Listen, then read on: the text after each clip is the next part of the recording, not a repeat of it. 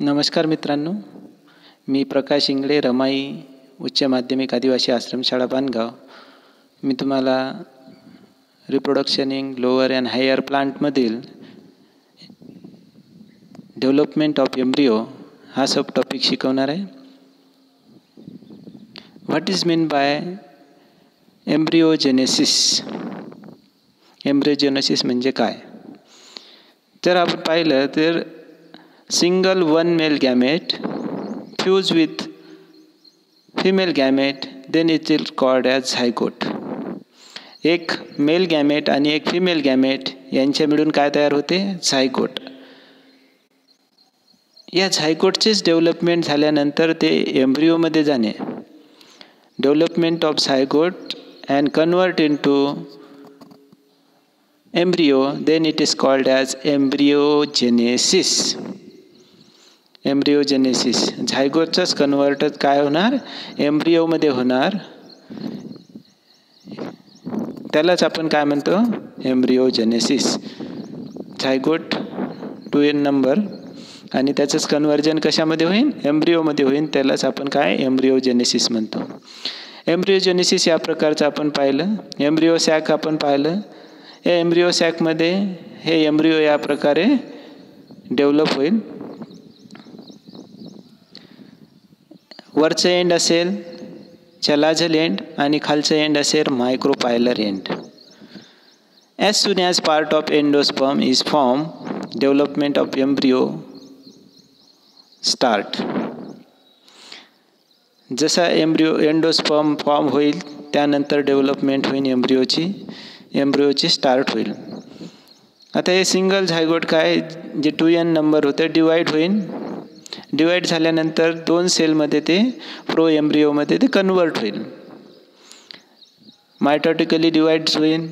Divide झाल्यानंतर त्याचे 2 सेलमध्ये ते काय झालेलं आहे? इथं डिवाईड झालेलं आहे.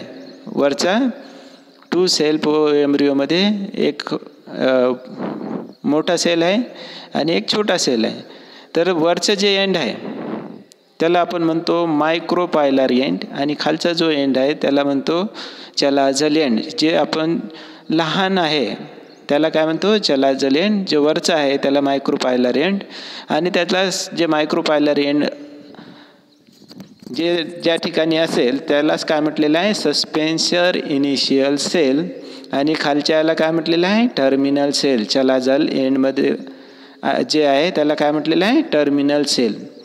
आता जर पाहिलं आपण सुरुवातीला या दोन्हीचं डेव्हलपमेंट होते, मायक्रोपायलर एंडचं वरच्या भागाचं आणि खालच्या भागाचं सुद्धा. सुरुवातीला आपण वरच्या भागाला कशा प्रकारे डिवाईड होते ते पाहू. Divide ट्रान्सवर्सली.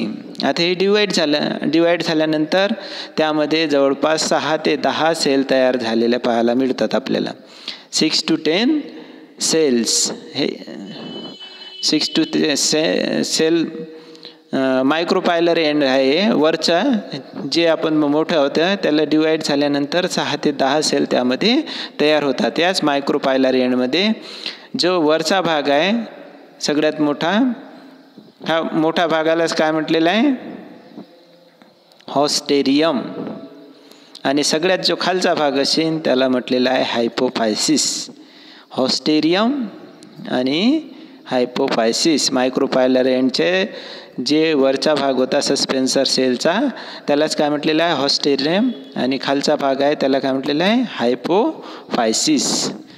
Suspensor pushes embryo into endosperms. आता हे जे सस्पेन्सर आहे हे सस्पेन्सर काय करीन? पुश करीन एम्ब्रिओला. कुठे? एंडोस्पर्ममध्ये. आता पुश केल्यानंतर त्याला काय होईल? आता 2 भाग आपण पाहिलेले होते. वरचे जर भाग पाहिला मोठा भाग होता तो मायक्रोपायलर एंडचा होता. या मायक्रोपायलर एंडमधून आपण काय पाहिलं आहे? एक सेल, त्यामध्ये 6 ते 10 सेल तयार झाले होते. जो खालचा भाग आहे ब्ल्यू कलरमध्ये, या ब्ल्यू कलरमध्ये एम्ब्रिओनल इनिशियल सेल तयार झाली आहे. या एम्ब्रिओनल सेलचे 3 भागामध्ये विभाजन होते. पहिल्या भागामध्ये जर पाहिलं तर 2 सेल तयार होतात, त्याच्या ब्ल्यू कलरमध्ये दिसतात तुम्हाला 2 नंबरच्या आकृतीत. त्यानंतर 3 नंबरच्या आकृतीत 4 सेल तयार होतात आणि 4 नंबरच्या आकृतीत बघा 8 सेल तयार होतात.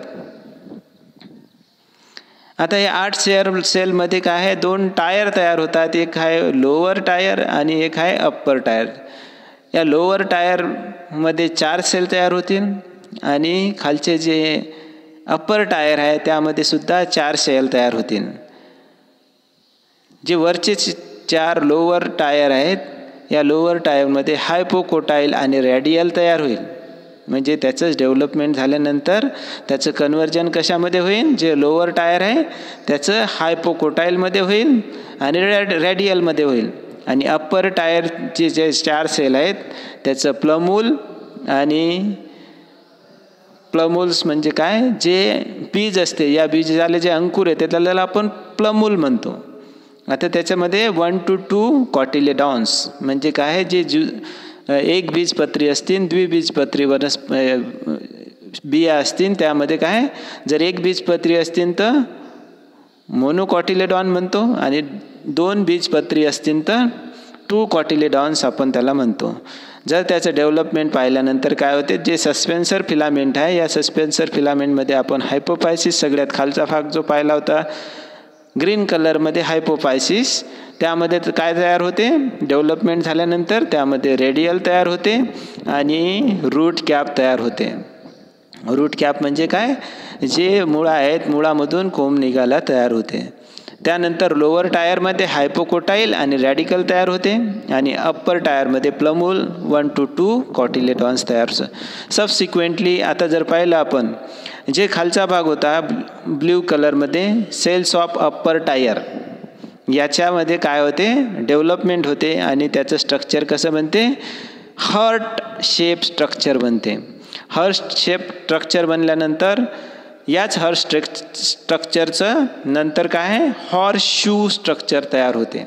म्हणजे त्याची डेव्हलपमेंट होते. खालचा जो ब्ल्यू कलर आहे, हार्ट जे हृदयासारखं आपल्याला आकार दिसते, याचंच कन्व्हर्जन डेव्हलपमेंट झाल्यानंतर हॉर्स शू म्हणजे एखाद्या घोड्याची नाल कशी असते त्यासारखे हे स्ट्रक्चर तयार होते.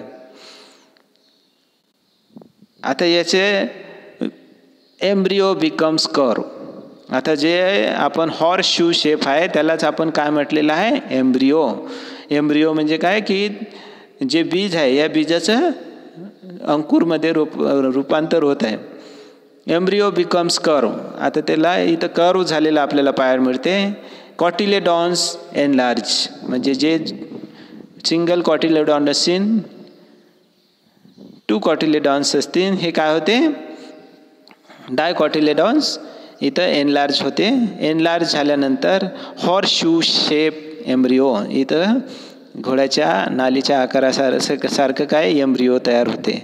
म्हणजेच इथं डेव्हलपमेंट काय झालेली आहे, जे आपण मायक्रोपायलर एंड होतं वरती तिथं 6 ते 10 सेल तयार झाले आणि खालचं जे चलाजल एंड होतं, या चलाजल एंडचं नंतर वाढत जाऊन हार्ट शेप तयार होते, नंतर हॉर्स शू शेप तिथं तयार होते. आता dicot and monocot embryo development is same. आता हे जे आपण वरती बघितलं हे डायकॉट एम्ब्रिओसाठी आपण बघितलेलं आहे. डायकॉट एम्ब्रिओ म्हणजे द्विबीजपत्री जे वनस्पती असतील त्याला आपण डायकॉटिलेडॉन म्हणतो. जे सिंगल असतील त्याला मोनोकॉट म्हणतो. जवळपास डायकॉट आणि monocot embryo development is same असते. कुठपर्यंत, डायकॉट एम्ब्रिओ आणि मोनोकॉट एम्ब्रिओ हे सेम कुठपर्यंत असतात, तर सिंगल 3 स्टेजेसपर्यंत. जे आपण पाहिलं होतं वरचं मायक्रोपायलर एंड, खालचं चलाजल एंड त्याला आपण सस्पेन्सर इनिशियल म्हणतो वरच्या भागाला, आणि खालच्याला एम्ब्रिओर इनिशियल. त्याचे 2 सेल तयार झाले, नंतर 4 सेल तयार झाले, नंतर 8 सेल तयार झाले. तर यामध्ये आपण फक्त एवढंच बघितलं की डायकॉटिलेडॉन आणि मोनोकॉटिलेडॉन यामध्ये एम्ब्रिओ सेम असतात. आता फक्त यामध्ये चेंज काय होते, जे वरचं स्कुटेलम आहे सिंगल कॉटिलेडॉन, मोनोकॉट एम्ब्रिओमध्ये चेंज काय होते बघा, हे जे स्कुटेलम हा जो भाग आहे या स्कुटेलमच्या भागाच्या वरती एक ढाल तयार होते, एक कवरिंग तयार होते, त्याला आपण स्कुटेलम म्हणतो मोनोकॉटमध्ये. आणि जे कॉलेप्टाईल आहे या कॉलिप्टाईलला एक बाहेर भिंत तयार होते, एक प्रोटेक्शन तयार होते, एक कवरिंग तयार होते, त्याला आपण कॉलिप्टाईल म्हणते. आणि रॅडिकल जिथं आहे खालचा भाग या ठिकाणी सुद्धा एक आवरण तयार होते, त्याला कॉलिओरायझा असे म्हणतात. आता एवढं सर्व डेव्हलपमेंट झाल्यानंतर आपल्याला यामधून आउटपुट काय मिळालं, तर यामध्ये आउटपुट आपल्याला हे मिळालं तर ओव्हलचं कन्व्हर्जन सीडमध्ये होईल आणि ओव्हरीचं ट्रान्सफॉर्मेशन फ्रूटमध्ये होईल. एवढंच या टॉपिकमध्ये आपण बघितलं. Ovule transform seed and ovary transform fruit. ओव्हलचं कन्व्हर्जन कशामध्ये झालं, सीडमध्ये झालं आणि ओव्हरीचं फ्रूटमध्ये झालं. या प्रकारचं सुरुवातीला बघा जे 2 आपण हे दिलेले होते सेल, त्यामध्ये कन्व्हर्जन होऊन या प्रकारचं आपल्याला एम्ब्रिओजेनेसिस हे फॉर्मेशन पाहायला मिळेल. थँक्यू.